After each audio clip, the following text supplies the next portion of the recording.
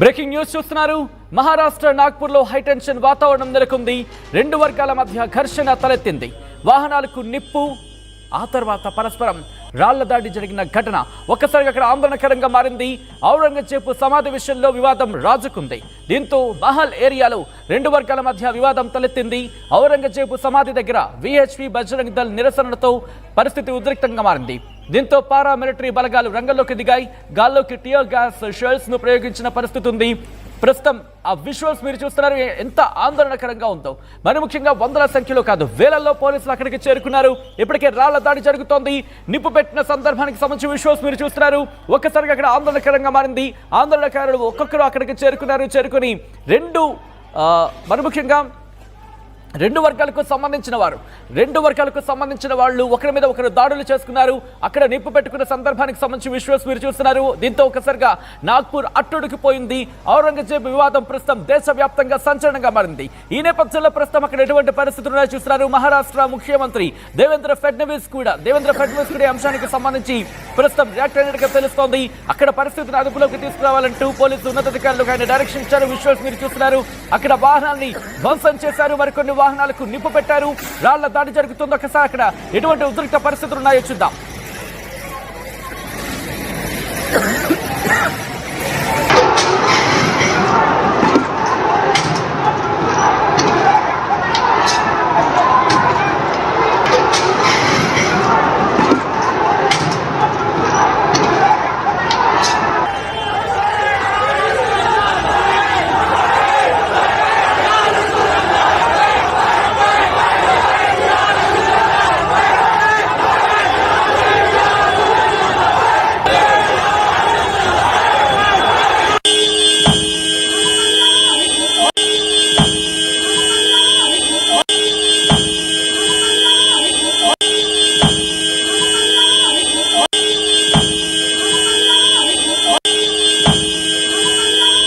Red visuals మీరు చూస్తున్నారు. అక్కడ ఏ స్థాయిలో అక్కడ ఇబ్బందికర వాతావరణం ఉంది అనేది మరి ముఖ్యంగా వాహనాలకు నిప్పు పెట్టేసిన తర్వాత ఉద్రిక్త వాతావరణం చోటు చేసుకుంది. దాంతోపాటు వాహనాలని ధ్వంసం చేస్తున్నారు. రెండు వర్గాలు ఒకరి మీద ఒకరు దాడులు చేసుకుంటున్నారు. వాహనాలకు నిప్పు పెడుతున్నారు. పరస్పరం రాళ్ల దాడి చేసుకుంటున్నారు. దీంతో ఉద్రిక్త వాతావరణం నెలకొంది. రైట్, ఇదే అంశానికి సంబంధించి రియాక్షన్స్ వస్తున్నాయి. రియాక్షన్స్ చూద్దాం. आपण सगळ्यांनी खेळीमेळीच्या वातावरण राहिलं पाहिजे. नागपूरचा आतापर्यंतचा माझा अनुभव असा आहे की नागपूर हे बोलते की अमन का शहर आहे, त्याच्यामुळे याला कुठेही गालबोट लागता कामा नये अशी आमची इच्छा आहे. त्याच्यामुळे अतिरिक्त बळाचा वापर करण्याचीही आमची इच्छा नाही, परंतु नाविलाजाने त्या ठिकाणी आम्हाला करावं लागतं.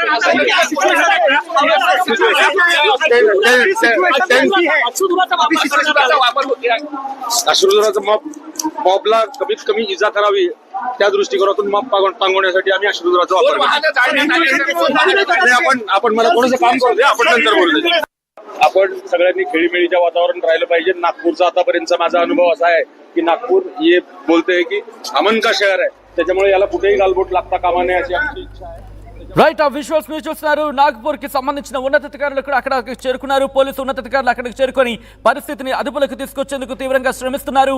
నాగ్పూర్ పోలీసులు ఉన్నతాధికారులు ప్రస్తుతం మహారాష్ట్రకు సంబంధించిన కీలకమైన పోలీసు యంత్రాంగం అంతా కూడా అక్కడే ఉంది. ఆ విజువల్స్ మీరు చూస్తున్నారు. బ్యారికేడింగ్ ఏర్పాటు చేసినప్పటికీ మీరు చూడొచ్చు అక్కడ ఉద్రిక్త పరిస్థితి ఏ స్థాయిలో ఉందో. పూర్తిగా టీయర్ గ్యాస్ ని ప్రయోగించాల్సిన పరిస్థితి వచ్చింది. దాంతోపాటు పోలీస్ స్పెషల్ ఫోర్స్ రంగంలోకి దిగింది. దాంతోపాటు పారా మిలిటరీ కూడా రంగంలోకి దిగినట్టుగా తెలుస్తోంది. మీరు చూడొచ్చు అక్కడ వాళ్ళకి సంబంధించి పూర్తిగా గార్డ్స్ ని వాళ్ళకి తీసుకువెళ్ళి అక్కడ ఆ పరిస్థితిని అదుపులో తీసుకొచ్చే ప్రయత్నం చేస్తున్నప్పటికీ అక్కడ రెండు వర్గాల మధ్య కూడా ఒకసారి అక్కడ విజువల్ చూద్దాం.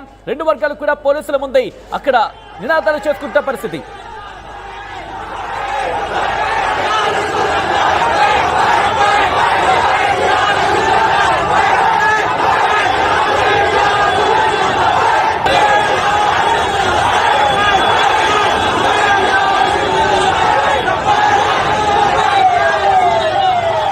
नागपुर का इतिहास, नागपुर शहर जब बसाया गया 300 साल हुए.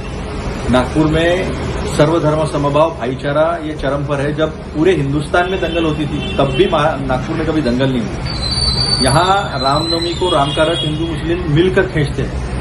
यहाँ संत ताजुद्दीन बाबा के यहाँ जितने मुस्लिम जाते हैं उससे कई ज्यादा हिंदू जाते हैं. ताजबाग जो आधे किलोमीटर पर है वहां से मुस्लिम लोग जुलूस लेके आते हैं. छोटा ताजबाग जो भाग्य